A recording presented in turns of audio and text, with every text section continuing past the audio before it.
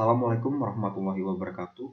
Yang terhormat kepada Ibu Megawati M.Com selaku dosen yang mengajar mata kuliah Perancangan dan Pengembangan SI berbasis web.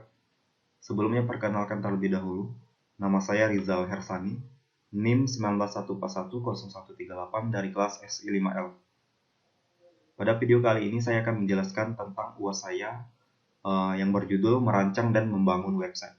Nah, di sini perancangan web adalah istilah umum yang digunakan untuk mencakup bagaimana isi konten atau web ditampilkan yang dikirimkan ke pengguna akhir melalui World Wide Web atau www dengan menggunakan sebuah browser web atau perangkat lunak berbasis web. Nah, di sini berikut adalah beberapa hal yang perlu dipersiapkan dalam merancang sebuah website. Nah, di sini ada software untuk pembuatan website itu sendiri atau aplikasi. Di dalam proses pembuatan website, tentunya Anda harus memiliki software atau perangkat lunak yang nantinya akan digunakan untuk pembuatan bait program dan menjalankannya dalam server lokal. Beberapa software yang harus dipersiapkan antara lain SAMPP atau LAM untuk pengguna Linux, di mana software ini dapat mempermudah kita dalam menginstal beberapa program sekaligus seperti Apache dan MySQL. Dengan software SAMPP atau LAM, Anda tidak perlu lagi menginstal Apache dan MySQL satu persatu, melainkan semua sudah menjadi satu kesatuan. Nah, di sini ada text editor. Untuk pemilihan text editor bisa disesuaikan dengan kebutuhan Anda. Anda dapat memilih text editor seperti Notepad++, Dreamweaver, atau Sublime Text. Yang ketiga ada software pengolah gambar. Di dalam mendesain website, Anda tentunya akan berhadapan dengan gambar untuk memperindah tampilan website. Anda dapat menggunakan beberapa software yang diperuntukkan untuk mengelola gambar seperti Find, Adobe Photoshop, Adobe Illustrator, ColorDraw, dan software pengelola gambar lainnya. Silakan Anda sesuaikan dengan spesifikasi laptop atau komputer kalian dan kebiasaan Anda dalam menggunakan software pengelola gambar. Kalau saya biasa menggunakan Adobe Photoshop. Nah, yang nomor 4 ada browser. Browser untuk melihat hasil desain website yang Anda buat. Nah, software ini tidak kalah penting dari software yang lain karena dengan software ini kalian bisa melihat baik buruknya desain website yang kalian buat. Anda dapat memakai browser yang sering Anda pakai untuk browser di internet. Mungkin seperti Google Chrome, Mozilla Firefox, atau browser lainnya yang Anda sukai. Nah, di sini ada rancangan lingkup proses. Di sini ada rancangan lingkup prosesnya. Hal yang pertama perlu diketahui bagi developer website pemula adalah lingkup proses yang ada dalam website. Dari lingkup proses ini akan didapatkan beberapa hal yaitu alurnya seperti apa, input atau masuknya seperti apa, dan output atau keluarannya seperti apa. Anda dapat membuat sketsa sederhana. Pada tahapan ini, sketsa ini akan menggambarkan kemana alur proses yang ada dalam website yang Anda buat. Nah, dengan memanfaatkan skema, maka pengerjaan website Anda akan lebih terarah dan saya yakin sesuai dengan kebutuhan yang ada. Di sini ada rancangan sebuah database. Jika website yang kalian buat adalah website yang terintegrasi dengan database atau yang sering disebut dengan website dinamis, maka pemahaman dalam perancangan database sangat-sangat diperlukan. Sedangkan apabila website Anda buat adalah website yang tidak terintegrasi dengan database atau yang biasa disebut dengan website statis, maka Anda dapat mengabaikan bagian ini. Nah, perancangan ini sebenarnya terlihat sederhana, namun di beberapa kasus akan terlihat sangat menyulitkan apabila Anda tidak mengetahui aturan-aturan dalam perancangan database. Dalam perancangan database kita dapat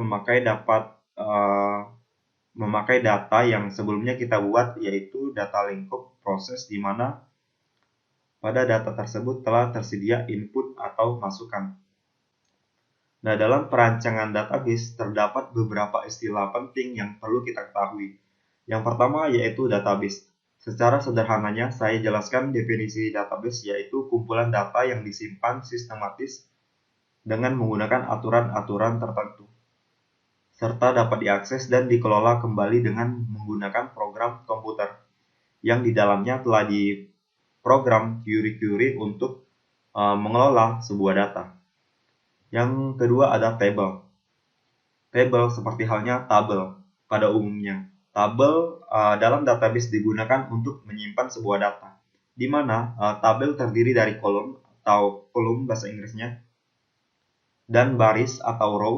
Setiap kolom pada tabel akan diberikan pengaturan tertentu, disesuaikan dengan tipe data dan pengajang karakter masukan yang diizinkan.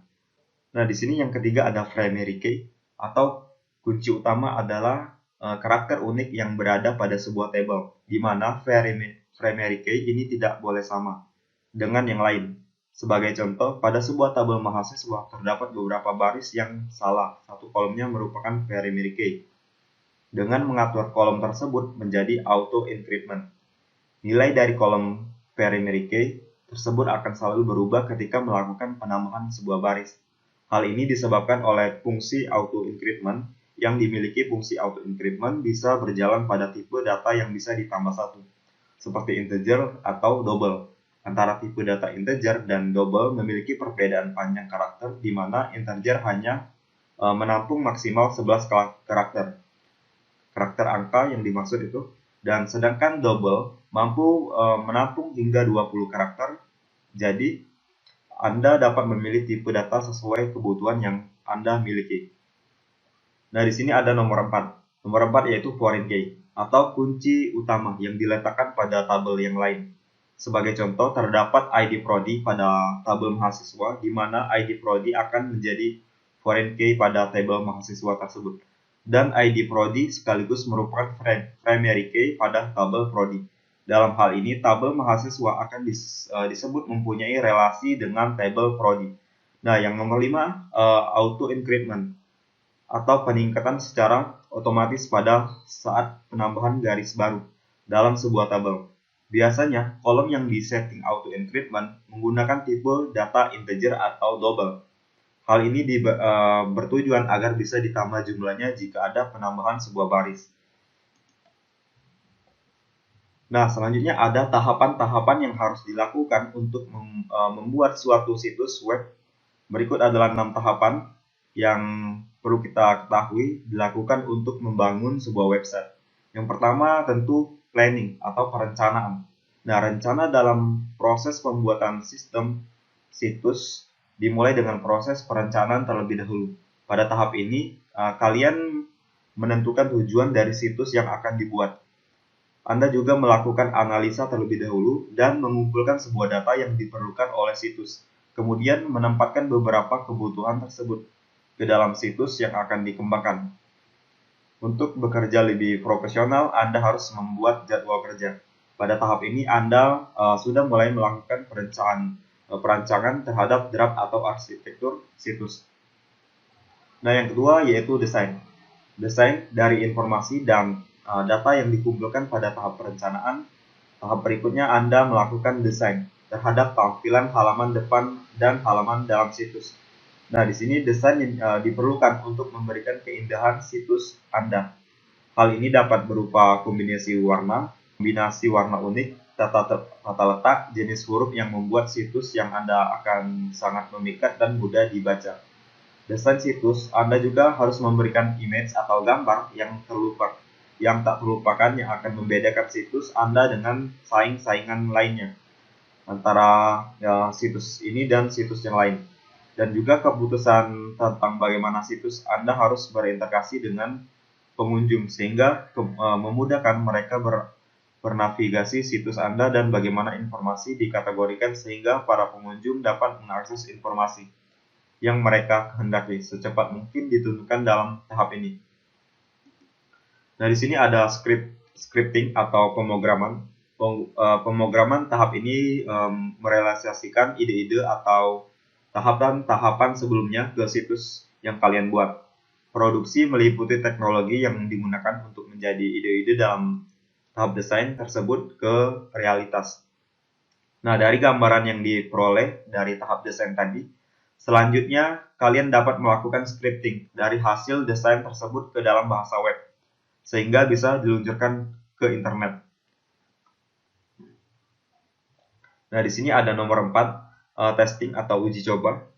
Uji coba pengujian yang dilakukan untuk meyakinkan jikalau semua halaman situs telah terhubung dengan benar dan semua link eksternal situs web terjaga.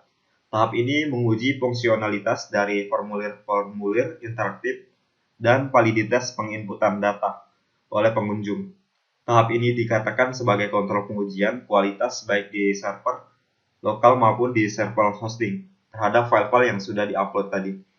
Nah, kemudian nomor 5, promosi atau promotion. Promosi setelah melakukan uji coba saat meluncurkan sebuah situs web Anda ke internet untuk mendeklarasikan keberadaannya kepada dunia. Promosi merupakan tahap yang sangat penting untuk membuat situs Anda dikenal, baik melalui media offline maupun online. Promosikan alamat situs web Anda melalui semua media bisnis Anda yang ada, seperti kartu nama, brosur, kop surat, dan lain-lain. Nah, masukkan situs Anda ke search engine untuk membantu pengunjung-pengunjung baru mencari situs Anda yang kalian buat itu. Nah, di sini slide 7. Nah, yang nomor 6 yaitu maintenance atau pemeliharaan. Pemeliharaan dan tak kalah penting juga, setelah situs diluncurkan, maka diperlukan tahap pemeliharaan terhadap situs tersebut. Pemeliharaan menjaga kesegaran situs Anda dengan isi-isi yang terbaru. Anda perlu secara konstan meninjau dan memperbaiki situs. Tambahilah informasi terbaru untuk menarik pengunjung. Server yang digunakan juga harus terus dipelihara agar keamanan situs Anda terjaga dari serangan-serangan hacker. Pada tahap ini juga meliputi perubahan struktur situs yang ada, penambahan fitur-fitur baru sesuai dengan perkembangan teknologi saat ini untuk menambahkan ketertarikan para pengunjung terhadap situs kalian. Dari sini pembangunan dan pengembangan sebuah situs yang sukses tidak pernah bisa selesai. Nah, di sini ada dalam membuat sebuah website dibutuhkan kerjasama yang baik dari HTML, CSS, JavaScript. Apa itu HTML? HTML merupakan karangan dari sebuah website, sedangkan CSS digunakan untuk memperindah tampilan halaman website itu sendiri, serta membuat menarik user interface atau UI, sedangkan JavaScript berfungsi membuat halaman website menjadi lebih interaktif atau user experience-nya. Nah, di sini ada contoh CSS framework yang cukup populer untuk website. Yang pertama ada Bootstrap.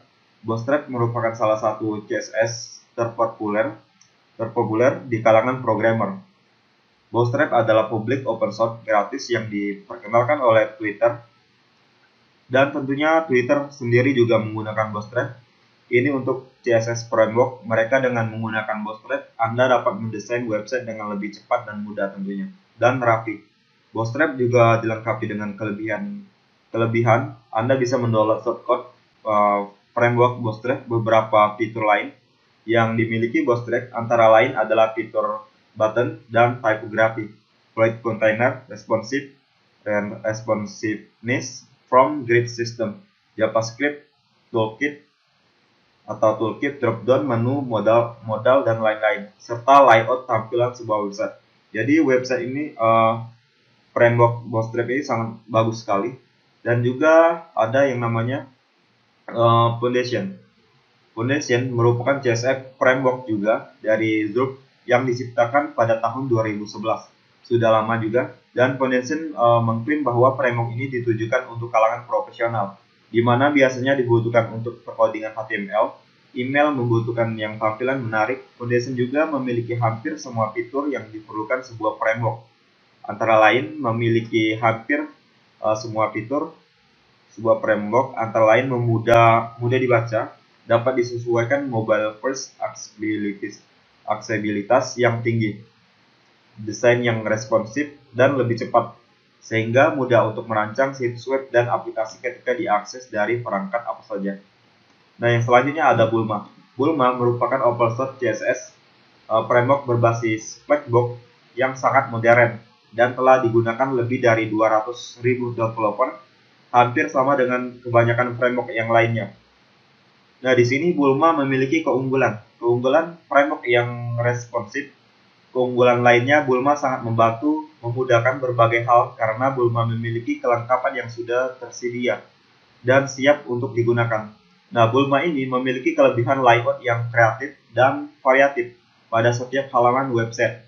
Memiliki grid system yang sederhana, sangat mudah dipelajari, sangat cepat jika ingin di customize, full screen, vertical centering, tidak memerlukan JavaScript, serta memiliki komunitas pengguna yang cukup besar atau luas. Nah, jadi Bulma ini cukup luas komunitasnya.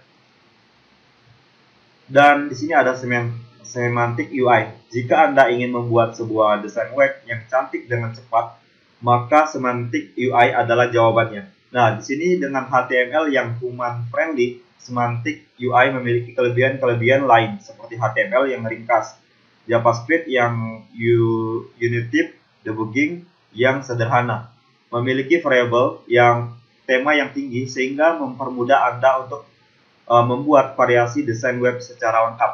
Semantic UI memiliki koleksi tampilan dan modul-modul yang mencakup keseluruhan interface desain. Semantic UI juga dirancang sangat responsif tentunya, sehingga variasi elemen-elemen yang dibangun dapat disesuaikan dengan fleksibel oleh pengguna tablet atau seluler. Nah, di sini ada UI Kit. UI Kit merupakan framework juga yang ringan dan modular untuk membuat interface web yang cepat dan kuat. Nah, jika Anda menginginkan sebuah interface web yang mengusung tema minimalis, maka framework ini juga digunakan. UIKit diciptakan oleh U-Turn pada tahun 2013. Walaupun terkesan minimalis, tapi UIKit juga memiliki hampir seluruh fitur-fitur yang dibutuhkan oleh sebuah framework yang lainnya. Nah, di sini UIKit mendukung sistem perkodingan yang cepat, namun tetap dapat membuat tampilan website lebih menarik dan minimalis. Nah, selanjutnya ada bahasa pemrograman web terbaik untuk pemula. Sini banyak sekali tentunya bahasa pemrograman terbaik untuk pemula, tetapi tergantung dengan pemakainya atau programmernya. Nah, yang pertama C. Bahasa C merupakan bahasa yang mengadopsi paradigma procedural programming. Saat ini banyak komunitas developer dari bahasa C sendiri. Bahasa pemrograman yang satu ini sudah cukup lama dan banyak sekali dipelajari baik di tingkat pendidikan, menengah maupun tinggi. Bahasa C juga mulai dirilis pada tahun 1972 dan menjadi salah satu bahasa yang cukup lama digunakan. Dan C sangat cocok untuk Anda yang suka dengan berbagai macam untuk bentuk algoritma. Dasar pemrograman seperti manipulasi data, aritmatika, fungsi, dan lain-lain. Bagi Anda yang baru belajar, kami sarankan untuk mencoba bahasa C terlebih dahulu, untuk lebih mengenal logika pemrograman dasar. Tools yang digunakan ada banyak, misalnya Anda dapat menggunakan Visual Basic, MainGUI, Visual Studio Code, dan lain-lain. Nah, selanjutnya ada C++. Bahasa C++ ini yang merupakan bahasa dari pengembangan dari C. Saat ini banyak developer yang beralih menggunakan C++ dari bahasa C karena dalam bahasa ini struktur penulisan kode lebih baik dan tidak terlalu panjang. Untuk paradigma yang dipakai masih sama dengan bahasa C sendiri, C++ sangat cocok digunakan untuk membuat tampilan aplikasi berbasis desktop maupun web. Tools yang digunakan juga sama dengan C. Yang ketiga ada Java. Java merupakan bahasa pemrograman yang menerapkan paradigma pemrograman berbasis objek. Konsep ini banyak dipilih oleh para pengembang perangkat lunak karena kode program yang dibuat dapat dibuat seperti objek pada dunia nyata. Dikembangkan pada tahun 1990-an, selain dapat digunakan untuk mengembangkan website, Java juga bisa digunakan baik dalam mobile maupun desktop. Nah, selain itu juga Java juga termasuk ke dalam open source.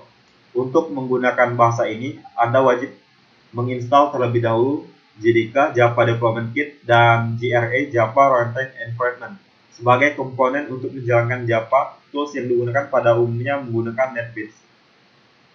Nah, di sini ada Python. Python merupakan salah satu bahasa pemrograman juga web yang memiliki struktur penulisan kode yang lebih sedikit. Selain dapat digunakan untuk pembuatan web, Python juga bisa digunakan untuk mengembangkan aplikasi dalam bentuk desktop. Python sendiri bersifat dinamis dan termasuk ke dalam bahasa pemrograman backend. Meskipun Python juga dapat diterapkan pada front-end, kelemahan dari bahasa pemrograman ini adalah ketika dijalankan secara statis, maka program akan berjalan kurang efektif. Karena Python ini biasanya digunakan untuk backend atau sebuah database. Nah, di sini slide 13 yang nomor 5 ada CSS atau HTML. CSS dan HTML ini sama-sama banyak digunakan tentunya dalam pengembangan situs website. CSS atau Cascading Style Sheet atau HTML Hyper Markup Language merupakan bahasa pemrograman untuk membangun aplikasi website dari sisi klien atau front end. HTML merupakan bahasa fondasi untuk terbentuknya tampilan sebuah website itu sendiri, di mana CSS sebagai pemberi tampilan pada layout website. Nah, bagi Anda yang masih pemula, ingin belajar membuat website, maka cobalah untuk belajar kedua bahasa ini. Untuk membuat tampilan website statis, biasanya ditingkatkan pendidikan menengah maupun tinggi selalu memberikan materi dan pemahaman mengenai dasar pemrograman ini. Nah, yang keenam ada JavaScript. JavaScript bahasa front-end, selanjutnya adalah JavaScript. Sini JavaScript ya. Ketika Anda mulai memahami dan dapat membuat sendiri tampilan sebuah web sederhana bersifat statis, saatnya Anda mulai mencoba untuk membuat website secara dinamis. Nah, untuk membuat website secara dinamis, JavaScript di dalam pemrograman web yang berfungsi untuk mengatur dan memberikan berbagai macam interaksi pada website Anda. Jika sudah mempelajari JavaScript dengan baik, alangkah baiknya kita mencoba untuk belajar framework JavaScript ini. Nomor 7 ada PHP. Kita masuk pada bahasa backend yang sering dipakai oleh web developer yaitu PHP. Dikembangkan pada tahun 1994, cukup lama PHP ini. Dan banyak website besar seperti Facebook dan Wikipedia yang menggunakan PHP. PHP sendiri juga tidak memerlukan compiler dalam penggunaannya. PHP juga didukung oleh banyak sekali website server seperti Apache dengan sistem konfigurasi yang mudah. Selain itu, PHP juga memiliki framework yang dapat membantu developer dalam mengembangkan aplikasi dengan lebih mudah dan cepat. Contohnya framework Laravel dan kode Igniter. Nah, nomor 8 ada SQL. Structured Query Language adalah bahasa pemrograman yang bertugas menangani bagian sebuah database tersebut. Nah, bagi web developer yang bekerja sebagai backend, sudah barang tentu selalu menggunakan SQL untuk membantu dalam mengakses dan mengelola database. Yang kesembilan ada TypeScript. TypeScript adalah bahasa pemrograman web yang dibangun berdasarkan JavaScript. Akan tetapi, perbedaan TypeScript ini dengan JavaScript adalah dari konsep OOP, model klasik yang masih memanfaatkan kelas atau interface-nya. Dan juga banyak yang mengatakan bahwa TypeScript merupakan superset dari JavaScript. Nah, yang ke-10 ada Ruby. Salah satu kelebihan yang dimiliki oleh Ruby ini adalah dari struktur sintak yang sederhana. Kemudian Ruby memiliki fitur expression handling yang baik. Meskipun Ruby sepopuler Java, namun masih banyak developer yang menggunakan Ruby untuk mengembangkan sebuah website. Nah, nomor 11 ada Go. Dan ada bahasa yang cukup populer ini, yaitu Go ini, atau biasa disebut Golang. Go merupakan bahasa pemrograman yang dibuat oleh Google. Kelebihan dari Golang ini adalah mudah digunakan, sintak yang mudah dibaca, dan memiliki sistem integrasi yang bagus. Nah, itulah penjelasan dari saya tentang merancang dan membangun website. Cukup sekian dari video ini. Jika banyak salah mohon dimaafkan, dan kepada Allah saya mohon ampun. Wassalamualaikum warahmatullahi wabarakatuh.